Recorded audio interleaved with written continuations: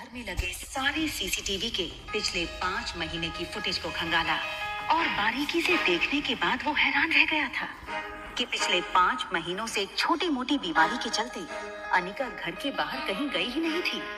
ये देखकर गौतम का गुस्सा अब आश्चर्य में बदल गया। उसे इतना तो समझ आ गया था कि कहीं कुछ तो गड़बड़ थी। जल्द ही अनिका की देखभाल के लिए एक नर्स रखी गई। लगातार देखभाल और दवाइयों से अनिका की सेहत में काफी सुधार आया। 4 महीने बीत चुके थे, लेकिन साथ ही साथ उसे ये बात रोमांचक कर रही थी कि उसके अंदर एक नन्ही सी जान पल रही है जो सिर्फ और सिर्फ उसका होगा। अनिका अपनी छोटी सी दुनिया में लगभग सब कुछ भूल चुकी थी। न वो किसी से मिलती, न कोई उससे मिलता।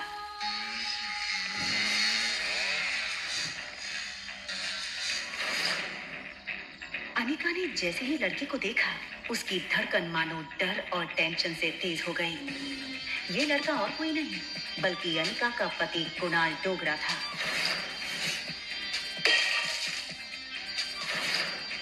कुणाल की शादी अनिका से भले ही उसकी मर्जी के खिलाफ करवाई गई थी, लेकिन अपनी बीवी की कोख में किसी और का बच्चा देखना कोई भी मर्द बर्दाश्त नहीं कर पाए। कुणाल शादी के मंडप से सीधे दिल्ली अपने कॉलेज की पढ़ाई करने चला गया था और वहीं पहुंचकर शादी के दूसरे दिन उसे अनिका की प्रेगनेंसी की खबर मिली थी। अरे कुणाल बेटा, आज अचानक से तुमने फोन किया कि तुम्हारे कॉलेज की तुम्हारी छुट्टियां शुरू हो गई हैं?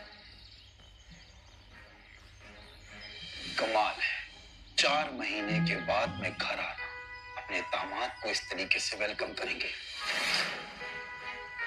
और वैसे भी बहुत कुछ बदल गया है अब यहाँ पे।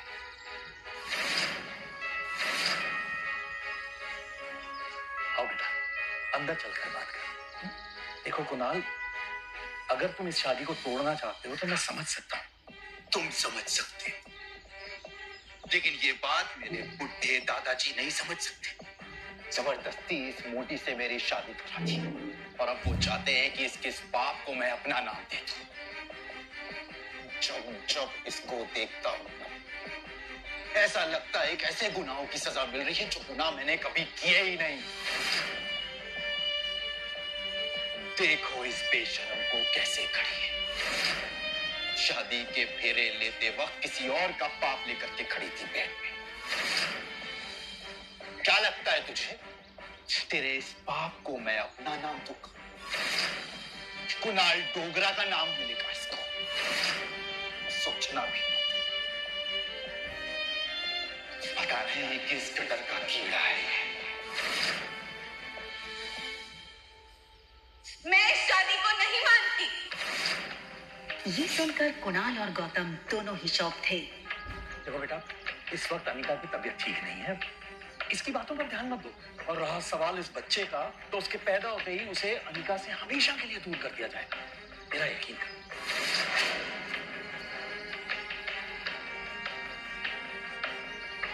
ठीक उसी पर अचानक से अनिका के पेट में जोरों से दर्द शुरू हो गया। दर्द के मारे एक झटके में अपनी पीठ के बल गिरी। अनिका, मम्मा मम्मा मम्मा, प्लेन लैंड होने वाला है। देखते ही देखते आज 6 साल बीत चुके थे और सामने थी उसकी 6 साल की बेटी रिया। रिया का मासूम चेहरा और उसकी खूबसूरत कत्थई आंखें देखकर अनिका की जान में जान आई। मम्मा, क्या हम पापा को ढूंढने जा रहे हैं मनाली? मैंने कितनी बार कहा है तुमसे, तुम्हारे पापा नहीं हैं। कम ऑन मम्मा, हमारे तो टीचर सिखाते हैं कि सब बच्चों के मॉम एंड डैड होते हैं। तो क्या मैं गेमिंग वर्ल्ड से आई हूँ या फिर मैं किसी जादू करके हेड से बाहर निकली हूँ? आबरा का डाबरा, रिया बाहर आ जा। तो मनाली में मेरा भाई मिलेगा क्या? रिया का ये सवाल सुनकर अनिका गहरी सोच में डूब गई थी। उसे याद आ गया कि कैसे 6 साल पहले उसने मनाली के हॉस्पिटल में जुड़वा बच्चों को जन्म दिया था। अनिका के पापा गौतम की कद काठी के एक आदमी ने उससे उसके दोनों बच्चों को छीनने की कोशिश की थी। कमजोर अनिका ने बड़ी हिम्मत से उस आदमी को रोकने की कोशिश की और उसका सामना कर रिया को तो बचा लिया, मगर अफसोस कि वो अपने बेटे को नहीं बचा पाई और वो आदमी अंधेरे में उसके बेटे को लेकर भाग गया था। और इसी वजह से अनिका की मौसी उसे बचाकर बेंगलुरु ले आई थी, जहां अनिका का इलाज भी हुआ था।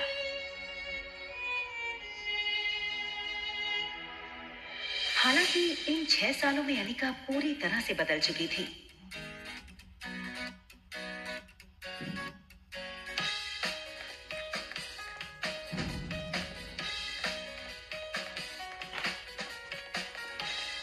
हार्मोनल इम्बैलेंस की वजह से फूला हुआ उसका शरीर अब एकदम ही से नॉर्मल हो चुका था।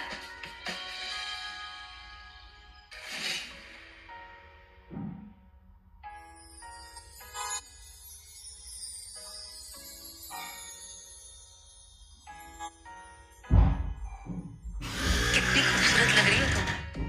मनाली में तो लोगों के होश उड़ जाएंगे।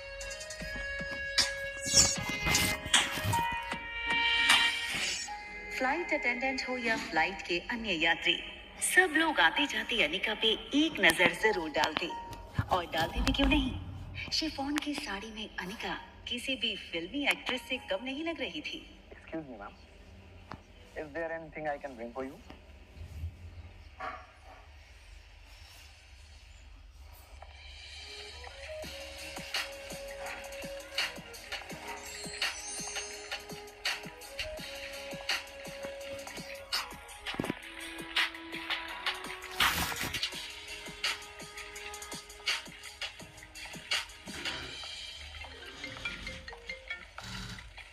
हेलो पापा। कुणाल तुम्हें लेने एयरपोर्ट आ रहा है। तुम उसके साथ सीधा घर आना। यहाँ पहुँचते ही तुम्हें 2 पेपर्स पे साइन करना है, एक डिवोर्स पेपर और दूसरा वो। इतना कहकर गौतम अटक गया और फिर कुछ सोचकर उसने आगे कहा, खैर तुम घर आओ, यहाँ पहुँचते ही मैं तुम्हें सब समझाता हूँ।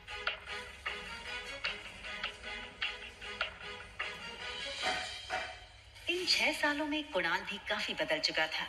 अब वो एक कॉलेज स्टूडेंट नहीं रहा था, बल्कि एक बिजनेसमैन था। आज तक इस दुनिया में किसी भी इंसान को अपने डिवोर्स पे इतनी खुशी नहीं हुई होती जितनी खुशी मुझे हो रही है आज। कैसे भी करके आज इस मोटी से ना अपने डिवोर्स पेपर पे साइन करवा लूंगा। आप फिक्र मत कीजिए सर। आज मैं सुबह सुबह माता के दर्शन करके निकला हूँ और मैंने भगवान से प्रार्थना की है कि आज आपकी हर मनोकामना पूरी। आप चिंता मत कीजिए, आज आपके पेपर साइन हो ही जाएंगे। अच्छा सुन, जब जब मैं उस मोटी को देखता हूँ ना, मेरा मूड ऑफ हो जाता है। आज मेरा मूड अच्छा है और दिन भी, तो अपना मूड ऑफ नहीं करना चाहता हूँ मैं। एक काम कर, घूम के खड़ा हो जाता हूँ। भले उसने तुझे नहीं देखा है, तेरे हाथ में जब ये बोर्ड देखेगी तो तेरे पास खुद ब खुद चली आएगी। सीधा कर ले बोर्ड को।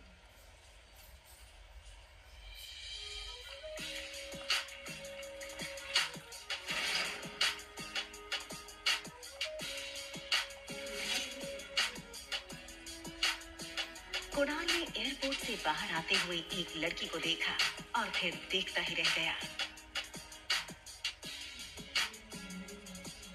कुणाल बिना वक्त गवाए इस लड़की के सामने आकर खड़ा हो गया। अनिका एक पल के लिए सहम गई और उसे लगा कि पहले की तरह कहीं कुणाल उसकी फिर से इंसल्ट न कर दे, और इसीलिए अनिका सीधे कुणाल को थप्पड़ जड़ देना चाहती थी, मगर वो अपनी बेटी रिया के सामने कोई तमाशा नहीं करना चाहती थी। Hi miss gorgeous. अब लगता है मनाली में आप पहली बार आई हैं, क्योंकि अगर आप पहले आई होती तो ये पॉसिबल नहीं कि आप मेरी नजर से अननोटिस होती। टैक्सी। टैक्सी की क्या जरूरत है? आप कहिए, जहां कहिए वहां मैं आपको ड्रॉप कर सकता हूँ अपनी कार से। इफ यू अरे ये छोटी सी गुड़िया कौन है? हाँ, लगता है ये आपकी छोटी बहन है।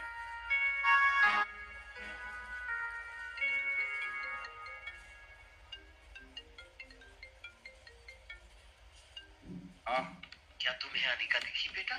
ना दिखने के लिए आपकी बेटी कोई सुई तो है नहीं जो वो दिखेगी नहीं। जब आएगी तो फिर वही तो दिखेगी। या ये कहूँ कि जब वो आएगी तो उसके पीछे के लोग भी नहीं दिखेंगे। तो दिखेगी तो बता दूंगा, रखिए। टैक्सी।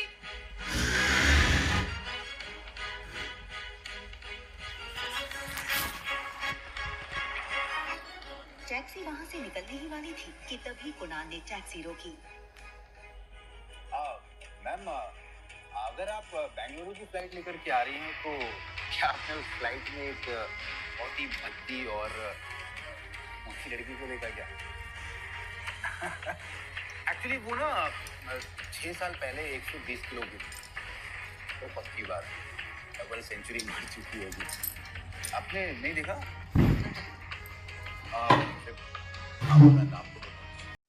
जिस रिया में बसती है अनिका की जान, क्यों उसी रिया ने अनिका को मिलने से किया इनकार? कामिनी और उसकी मां मनीषा ने बनाया अनिका के खिलाफ एक खतरनाक प्लान।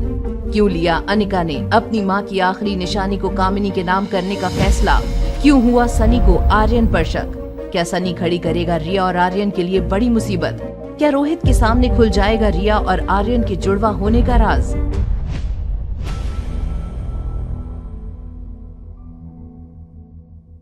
तुम यहाँ कैसे?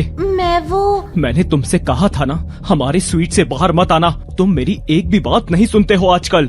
रोहित को अपने सामने खड़ा देखकर रिया के होश उड़ गए। उसके पास रोहित के सवालों का कोई जवाब नहीं था। रोहित रिया को आर्यन समझकर जबरदस्ती अपने स्वीट में ले गया, लेकिन वहाँ तो आर्यन पहले से ही मौजूद था। वहीं हॉस्पिटल में कामिनी डॉक्टर अग्रवाल के बताए हुए समय पर उनके कैबिन में पहुंचकर उनका इंतजार कर रही थी। उस अनिका से मेरी खुशियाँ, मेरी तरक्की देखी नहीं जाती है। हर बार उसकी वजह से मेरी लाइफ में प्रॉब्लम्स आ जाती हैं। कामिनी, तुम्हें आइडिया भी है तुमने क्या किया है? तुम्हारी वजह से पूरे हॉस्पिटल, पूरे मैनेजमेंट को शर्मिंदा होना पड़ा है। I am sorry sir. What sorry? तुम्हें पता है जो तुमने किया है उसकी क्या सजा हो सकती है? डॉक्टर अग्रवाल की बातें सुनकर भी कामिनी को अपने किए पर जरा भी पछतावा नहीं हो रहा था। उसके मन में अभी भी यही चल रहा था कि वो अनिका से अपनी बेइज्जती का बदला कैसे ले। वहीं दूसरी ओर रिया जैसे ही रोहित के स्वीट में गई, वहाँ आर्यन को ना देखकर उसने चैन की सांस ली। वहीं रोहित आर्यन में आ रहे इन बदलावों से बेहद परेशान था। मैं जानता हूँ बेटा कि तुम्हें अपनी मॉम की कमी महसूस होती है। मैंने बहुत कोशिश की उस कमी को पूरा करने की, पर शायद मैं हार गया। अगर तुम्हें सामने वाली आंटी से बातें करना अच्छा लगता है तो मैं उनसे यहाँ रोज आने के लिए बोल दूंगा। ओके? नहीं डैड, अगर आप चाहते हो मैं उनसे दूर रहूं तो मैं ऐसा ही करूंगा। I love you dad. Riya Rohit को हारा हुआ नहीं देखना चाहती थी, पर उसे मालूम था कि अगर उसने अनिका से मिलने के लिए हामी भर दी तो उसका सच बाहर आ जाएगा। वहीं सनी आर्यन को रोहित के साथ आता देखकर हैरान रह गया। आर्यन बाहर से? वो तो अभी कुछ सेकंड पहले ही बेडरूम में गया था, फिर ये बाहर के दरवाजे से अंदर कैसे? सनी खुद से सवाल जवाब किए जा रहा था। उसे समझ आ गया था कि हो न हो कुछ तो गड़बड़ जरूर है। वहीं रोहित के रूम से जाते ही रिया फौरन बेडरूम में आर्यन को ढूंढने लगी। आर्यन कहाँ हो तुम? बाहर आ जाओ, रास्ता क्लियर है। डैड को कुछ पता तो नहीं चला? ऑलमोस्ट पता चल ही गया था, पर मैंने संभाल लिया। आगे से हम लोगों को और भी केयरफुल रहना पड़ेगा, नहीं तो सारा प्लान खराब हो जाएगा। वो कैसे? फिर हमारा हैप्पी फैमिली का सपना पूरा नहीं हो पाएगा। इसलिए जब तक मॉम डैड एक दूसरे से प्यार नहीं करते तब तक हमारा सीक्रेट बाहर नहीं आना चाहिए। समझ गया। क्या मैं तुमसे एक रिक्वेस्ट कर सकता हूँ? हाँ बोलो। क्या मैं एक और दिन मॉम के पास रह सकता हूँ प्लीज? ओके, लेकिन हमें वेट करना होगा। जैसे ही डैड और सनी चाचू सो जाए फिर तुम चले जाना। कुछ ही देर बाद रोहित और सनी की नजरों से बचकर आर्यन अनिका के स्वीट में आ गया था। गहरी नींद में सोई अनिका को देखकर आर्यन को बहुत सुकून मिला और वो उसके पास में ही सो गया। सुबह होते ही अनिका की नींद लगातार बज रहे उसके फोन से खुली। प्रीति की 17 मिस्ड कॉल। सब ठीक तो है ना? कहीं ज्योति बुआ को? नहीं, मुझे अभी प्रीति से बात करनी होगी। हेलो अनिका दीदी, मम्मी को होश आ गया है, वो आपसे मिलना चाहते हैं। बुआ को होश आ गया? अरे वाह, ये तो बहुत अच्छी खबर है। हाँ दीदी, आप जल्दी से यहाँ आ जाओ और अकेले नहीं, रिया को भी साथ लेकर आना। मम्मी उससे मिलना चाहती है। ठीक है प्रीति, मैं अभी रिया को लेकर वहाँ आती हूँ। ज्योति बुआ से मिलने जाने की खुशी में अनिका जल्दी सब काम करने लगी। वहीं सुबह अनिका का मुस्कुराता हुआ चेहरा देखकर आर्यन भी बहुत खुश हो गया। चलो माय लिटिल प्रिंसेस, आज हमें तुम्हारी बुआ नानी से मिलने जाना है। वो तुम्हें देखना चाहती है। जल्दी से रेडी हो जाओ। ओके मम्मा। मैंने तुम्हारी प्रिंसेस वाली फ्रॉक निकाल दी है, आज तुम्हें वही पहनना है। उस पिंक फ्रॉक में तुम बिल्कुल किसी परी जैसी लगोगी। पिंक फ्रॉक पहनने की बात सुनकर आर्यन बेचारा घबरा गया। वो अनिका से बहुत प्यार करता था, उसकी हर बात मानने की कोशिश भी करता था, पर पिंक फ्रॉक। मॉम, मैं अपनी जीन्स टी शर्ट ही पहन लूं प्लीज? नो स्वीटहार्ट, आज तुम्हें पिंक फ्रॉक ही पहननी है, बस फाइनल। मॉम प्लीज, मुझे वो अच्छी नहीं लगती। मैं तुम्हारी हर बात मानती हूँ ना, क्या तुम मेरी एक रिक्वेस्ट भी नहीं मान सकती? आर्यन के पास अनिका के इस इमोशनल ब्लैकमेल का कोई जवाब नहीं था।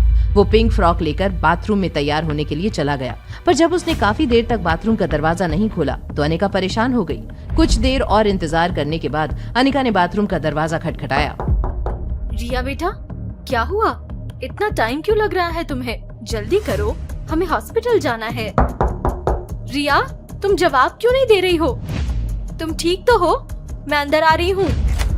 अनिका की बात सुनकर आर्यन बुरी तरह से डर गया। तभी अनिका ने बाथरूम का दरवाजा तेजी से खोला और अंदर चली गई। अंदर पहुंचते ही आर्यन को देखकर अनिका हैरान हो गई थी। वहीं दूसरी ओर डॉक्टर अग्रवाल ने कामिनी से कुछ ऐसा कहा जिसे सुनकर कामिनी के होश उड़ गए। कामिनी, तुमने जो किया है उसके लिए मैं तुम्हें अभी के अभी रेस्टिकेट कर सकता हूँ, तुम्हारा लाइसेंस कैंसिल कर सकता हूँ, फिर तुम जिंदगी में कभी मेडिकल प्रैक्टिस नहीं कर पाओगी। कामिनी मिन्नतें कर रही थी और डॉक्टर अग्रवाल उसकी एक सुनने को तैयार नहीं थे। डॉक्टर अग्रवाल ने जैसे ही कामिनी को रस्टिकेट करने की बात कही, कामिनी को लगा कि जैसे उसका करियर अब खत्म होने वाला है।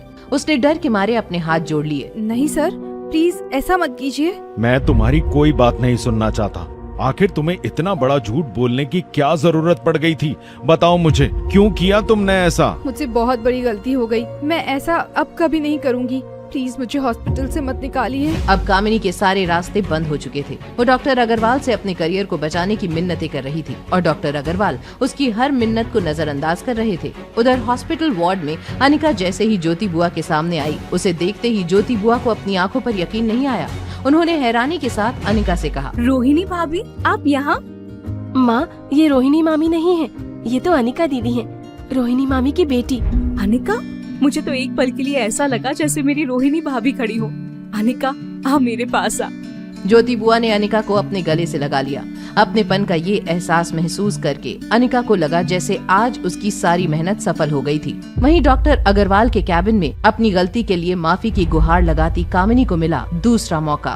सर, मैं मानती हूँ मुझसे गलती हुई है, मगर प्लीज मुझे रस्टिकेट मत कीजिए, मेरा पूरा करियर बर्बाद हो जाएगा सर, प्लीज। ठीक है कामिनी, सिर्फ और सिर्फ तुम्हारे एकेडमिक रिकॉर्ड्स को देखते हुए मैं तुम्हें इस बार लास्ट वार्निंग देकर छोड़ रहा हूँ, मगर ऐसी गलती अगर तुमने फिर से की तो मैं तुम्हें खुद रेस्टिकेट कर दूंगा। जाओ अभी यहाँ से। Thank you doctor Agarwal. Kamini अपनी इस इंसल्ट के लिए अनिका को ही जिम्मेदार मान रही थी और अब उसने अनिका को मिट्टी में मिलाने की कसम खा ली थी। वहीं हॉस्पिटल वार्ड में ज्योति बुआ अनिका को प्यार से गले लगाकर खुश हो रही थी कि तभी उनकी नजर दरवाजे पर खड़े आर्यन पर पड़ी। कितनी प्यारी है तेरी बेटी अनिका, बिल्कुल एक गुड़िया जैसी। चलो रिया, जल्दी आओ बुआ नानी के पास। ये तो बिल्कुल नन्ही परी लग रही है, लगता है परियों के देश से आई है, इसको किसी की नजर ना लगे। अनिका, तुम देख लेना, एक दिन ये बहुत बड़ी हीरोइन बनेगी। हाँ, ये तो है ही ड्रामेबाज। वैसे अनिका, तू तो बिल्कुल अपनी माँ जैसी दिखने लगी है, वही रूप, वही रंग और उतनी ही बड़ी चालबाज। मनीषा, तुम यहाँ कामिनी के साथ? और ये क्या बकवास है? माफ कीजिएगा दीदी, बकवास मैं नहीं, बकवास आप कर रही हैं। आपसे ये उम्मीद नहीं थी। जिस लड़की ने हमारे खानदान को कहीं का नहीं छोड़ा, आप उसी की तारीफ के पुल बांध रही हो। क्या आपको नहीं पता कि इसकी वजह से हमारे ऊपर कितनी मुसीबतें आई थी? बुआ, आप कैसे भूल सकती हो कि अनिका ने हमारे खानदान पर कितनी बड़ी कालिख पोती थी, और देखो कैसे बेशर्मों की तरह अपनी नाजायज औलाद के साथ यहाँ आ गई है। इसे धक्के मार कर निकालना चाहिए यहाँ से, और आप हैं कि इसे गले से लगाए बैठी हैं। अब इन बातों का क्या मतलब है कामिनी? जो बीत गया उसे भूल जाना ही बेहतर है। देखो इस प्यारी सी बच्ची को, उसे कितना बुरा लगेगा। आर्यन को देखते ही मनीषा उसकी तरफ चलने लगी। मनीषा को अपनी तरफ आते देख आर्यन एक पल के लिए घबरा गया। मनीषा अपनी बड़ी बड़ी आंखों से आर्यन को टकटकी लगाए घूरे जा रही थी। फिर अचानक मनीषा ने अनिका की तरफ देखा और कहा, अच्छा अनिका, तो ये है तुम्हारी बेटी, काफी बड़ी हो गई है। तुम्हारा एक बेटा भी है ना?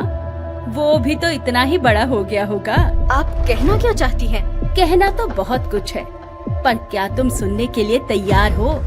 तुम अपने बेटे को ढूंढ रही हो ना, लेकिन गलत जगह पर हाथ मार रही हो। कई बार सच सामने ही होता है, लेकिन दिखाई नहीं देता। आप कहना क्या चाहती हैं? साफ साफ बताइए। इतनी भी क्या जल्दी है? मेरे बच्चे ने क्या बिगाड़ा है आपका? क्यों उसे अपनी माँ से दूर कर रहे हो? आपको जो सजा देनी है मुझे दीजिए। तुझे तो सजा मिलेगी ही। तूने मेरी बेटी की जिंदगी बर्बाद कर दी है। तुझे तड़पता हुआ देखकर मेरे मन को सुकून मिलता है। आप भी तो एक माँ है। एक माँ को ऐसे तड़पाकर क्या मिलेगा आपको? सुकून मिलेगा। तू बस ऐसे ही लाचार और बेबस अपने बेटे को ढूंढती रह। मेरे लिए तो इतना ही काफी है। नहीं नहीं, प्लीज मुझे माफ कर दीजिए। आप जो भी बोलेंगी मैं वो करूँगी। बस मुझे मेरे बेटे से मिलवा दीजिए। तो ठीक है, ये रहे तेरे माँ की कंपनी के पेपर्स। क्या साइन कर सकती है इस पे? बोल, क्या इतना कर सकती है अपने बेटे के लिए? मनीषा को तलाश थी ऐसे ही किसी एक मौके की कि उसने पासा फेंक दिया। अपने बेटे की एक झलक पाने को मजबूर अनिका के पास कोई दूसरा रास्ता नहीं था। उसने मनीषा के हाथ से पेपर्स लिए और बिना कुछ सोचे साइन करने लगी। इन सब बातों से अनजान होटल पैराडाइज में रिया अपनी बाबी डॉल के साथ खेल रही थी और रोहित को बार बार परेशान कर रही थी। डैड, ये कैसी लग रही है? गुड। और ये वाली?